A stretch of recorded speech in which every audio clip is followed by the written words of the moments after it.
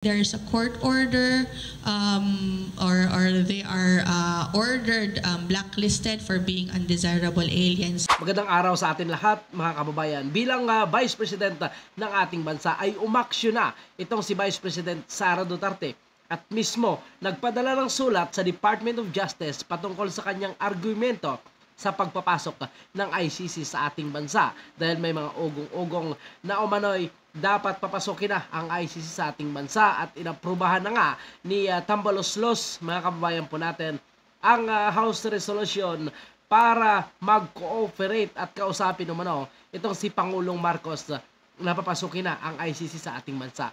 At alam po natin mga kababayan, kahit hindi man nagsalita itong si Pangulong Marcos, ay posibleng alam niya ang planong ng House of Representatives bago pa man mag-file ng House Resolution dahil alam natin na ang House of Representatives ay kontrolado pa rin yan ng Malacanang at talagang magpinsan ang dalawang ito, mga kababayan po natin.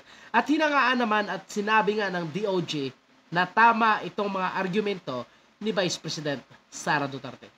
Just for the record, yung mga arguments po niya ay very valid, kagaya ng yung jurisdiction, yung complementarity issue, the mechanisms by which we will hold people accountable, for example, the rules of evidence.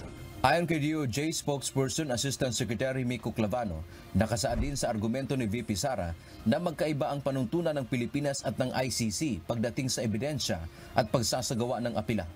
Any Filipino who will undergo the rules here or the mechanisms in the Philippines, at least alam natin kung ano yung papagdaanan nila. Pero pag pumasok ang dayuhan dito at binigay natin sa kanila yung poder na investigate and to undergo a completely different legal regime, ayaw din natin na masubject ang kahit sino mang Filipino doon sa proseso na yun. So, yan nga mga kababayan po natin, nag-agree po tayo sa sinasabi ng Department of Justice na hindi talaga dapat na masubject ang bawat Pilipino sa investigasyon nitong ICC, mga kababayan po natin. Dahil masarili po tayong batas, gumagana ang justice system po natin at nagtatrabaho naman yung ating mga otoridad patungkol sa mga investigasyon at kung sino man naglabag sa karapatang pantao ay mga nakasuhan na at nakulong na nga, mga kababayan po natin.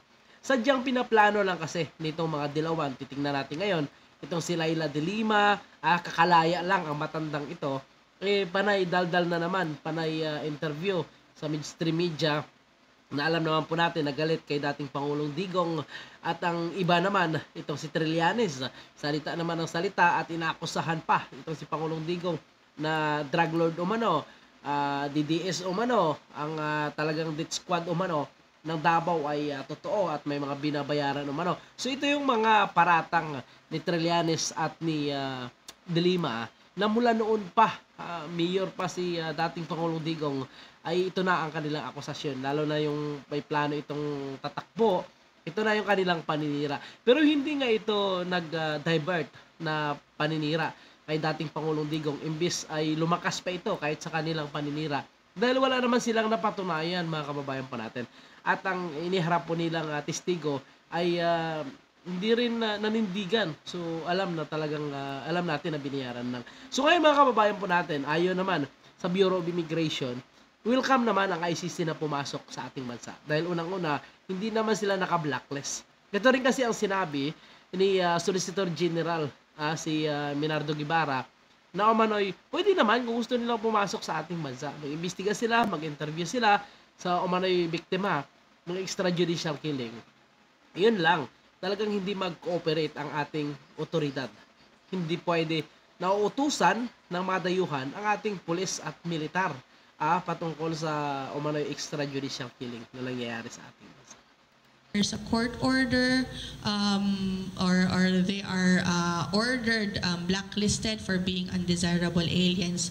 If they fall under that category, then saka po natin i-implement. But other than that, if there's no directive and we do not see them as a threat.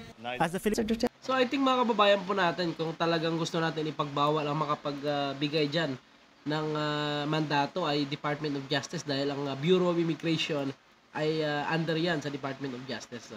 So, yun ang problema kasi pinapag-aralan pa umano ng Department of Justice at ni Pangulong Marcos. So sana manindigan itong si Marcos at ang Department of Justice. Dahil ang matandang itong si Leila de Lima at itong laos na si Trillanes ay patuloy pa rin sa pagpapansin at di natin alam kung ito nga ba talaga ang kapalit ng kanyang paglaya na tuloy niya lang ang paninira sa Dutertes. Alam po natin na ang kanyang targetin ay itong mga partido ni dating Pangulong Digong si Bongo, si Senator Bato, siyempre si dating Pangulong Digong at itong Vice President po natin na napakalakas na pagpipilian para sa pagiging Pangulo sa 2028. So posibleng ito ang kapalit ng kanyang paglaya. That was behind it all. That he was the one who ordered these men to do the killings, that he paid them through the reward system, that it was the intel funds of the city that was used. So there were ghost employees of the city.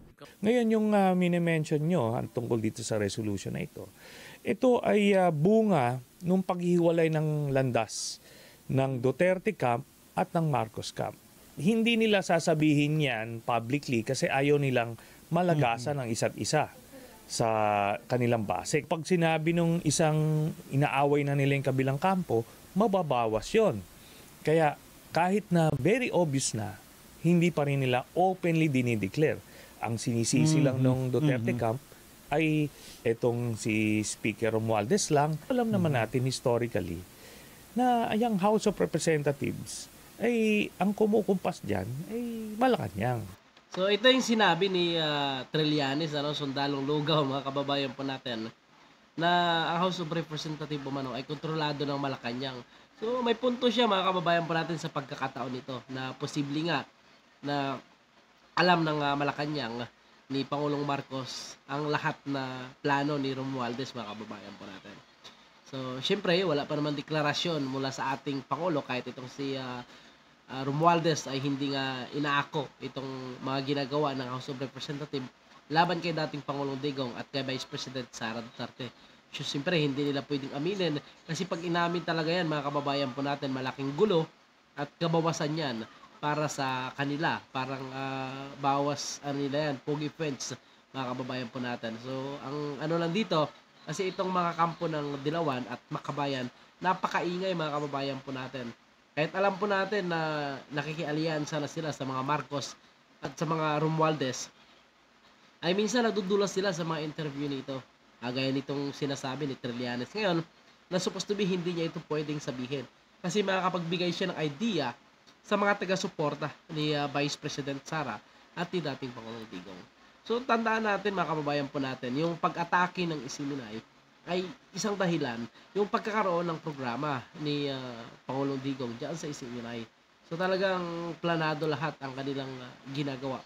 Pagkakamali lang ng isang anchor ay talagang pinag-iinitan ang franchise. So sadyang gusto nilang pabagsakin itong mga Dutertes, mga kababayan po natin, para tuloy-tuloy ang kanilang gagawing pagnanakaw sa kaban ng bayan. So alam natin yung tagapagsalita ni Romualdez, halos lahat ay sangkot sa anomalya ng graft and corruption. Itong mga sinasabi kasi nilang functioning naman daw yung judicial system natin ay kaya hindi natin kailangan nun.